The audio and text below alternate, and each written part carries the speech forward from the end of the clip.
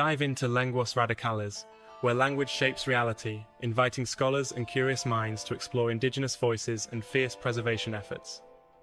Publication details on page 2 confirm rigorous academic credentials and international collaboration from Universidad de Atacama to Liverpool John Moores University. The table of contents unfolds diverse sections: editorial, research, essay, review, and interview, guiding our exploration of language challenges and insights. A manuscript on page 5 spotlights multidisciplinary collaboration, emphasizing educational initiatives, media outreach, and community projects preserving Tsotsil and Neapolitan languages.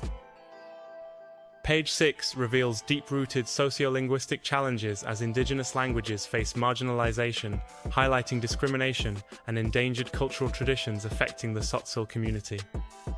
In Italy, the Neapolitan language endures stigma and neglect, as pages 7 and 8 expose socio-cultural discrimination and media-driven misrepresentations.